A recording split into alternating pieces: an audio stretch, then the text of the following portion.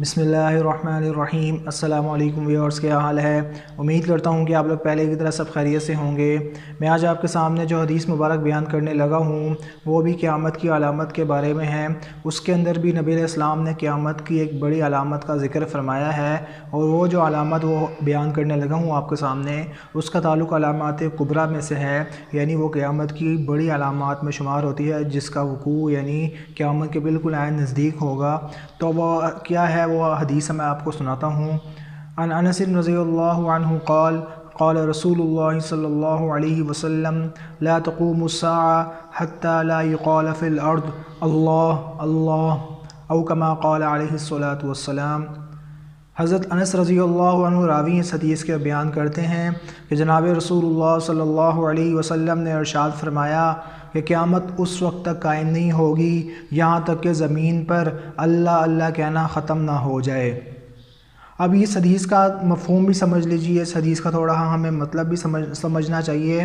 اس حدیث سے پہلی بات ہمیں یہ معلوم ہوئی کہ جو قیامت ہے نا، یہ کن لوگوں پر قائم ہوگی، یعنی جو بدترین جو ہے لوگ ہوں گے، اور جو ہے نا ان کے دلوں کے اندر جو ہے ذرا برابر بھی ایمان نہیں ہوگا، ان لوگوں پر قیامت قائم ہوگی۔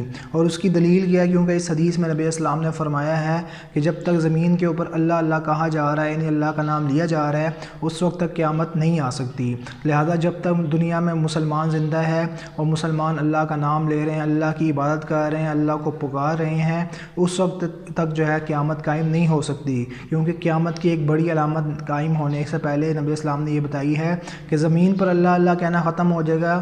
زمین پر اللہ اللہ کہنا ختم ہو جانے سے مراد یہ ہے کہ زمین کے اوپر کوئی ایسا شخص موجود نہیں ہوگا، جب قیامت آئے گی کہ کوئی ایسا شخص موجود نہیں ہوگا جو اللہ کی عبادت کرنے والا ہو اور اللہ کو جو ہے پکارنے والا ہو۔ یعنی زمین کے اندر بہت زیادہ فتنہ پھیل جائے گا، کفر پھیل جائے گا، شرک پھیل جائے گا، مسلمان دنیا میں اس وقت نہیں ہوں گے۔ پہلی بات اس حدیث سے ہمیں یہ بات معلوم ہوئی۔ دوسری بات اس حدیث سے ہمیں یہ معلوم ہوئی ہے کہ یعنی قیامت کا اس بات ہے اس حدیث میں کہ قیامت کا آنا برحق ہے، اور اس کے اوپر ہمارا یقین ہونا چاہیے، یہ عقیدے کا مسئلہ ہے۔ اور تیسری بات اس حدیث سے ہمیں یہ معلوم ہوئی کہ قیامت جس وقت میں آئے گی، وہ جب سے دنیا بنی ہے اس وقت سے لے کر قیامت آنے تک جتنے بھی حالات اور جتنا بھی وہ ٹائم ہوگا، ان سب میں سب سے برا ٹائم اور وقت جو ہے وہ وقت ہوگا جن حالات میں قیامت آئے گی۔ اور چوتھی بات اس حدیث میں جو ہے ہمیں معلوم ہوئی کہ اس حدیث میں جو ہے مومنین کی فضیلت ہے۔ کیسے فضیلت ہے؟ کیونکہ جب تک جو ہے نا، یعنی اس سے بات معلوم ہوئی کہ مسلمانوں پر قیامت نہیں آئے گی، یعنی مسلمان جب قیامت آئے گی تو جو ہے نا مسلمان اس وقت نہیں ہوں گے دنیا میں، بلکہ قیامت جن پر لوگوں پر آئے گی وہ کفار اور مشرکین ہوں گے۔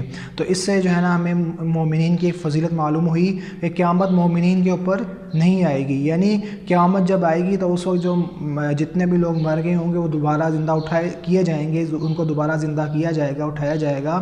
لیکن جب قیامت قائم ہوگی دنیا کے اوپر تو اس وقت زمین کے اوپر جو ہے نا کوئی ایسا بندہ موجود نہیں ہوگا جو اللہ کو پکارنے والا، اللہ کا نام لینے والا ہو۔ تو اس سے معلوم یہ ہوا کہ مومنین کے اوپر قیامت دنیا میں قائم نہیں ہوگی۔ ہاں، مرنے کے بعد دوبارہ زندہ ہوں گے تو اس وقت جو قیامت کا وہ حالات اور منظر تو وہ دیکھیں گے۔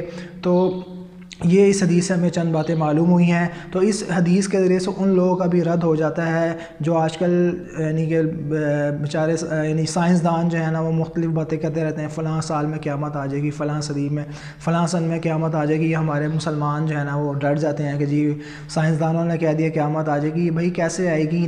نبی نے کہا ہے، نبی کی بات جو ہے نا سائنسدانوں کی بات سے زیادہ اونچی ہے۔ نبی نے کہا ہے کہ قیامت جب آئے گی تو دنیا میں جو ہے نا وہ اللہ کو پکارنے والا، اللہ کا نام لینے والا کوئی نہیں ہوگا۔ ابھی تو الحمدللہ جو ہے کروڑوں اربوں مسلمان دنیا میں اللہ کا نام لینے والے ہیں، اللہ کی عبادت کرنے والے ہیں۔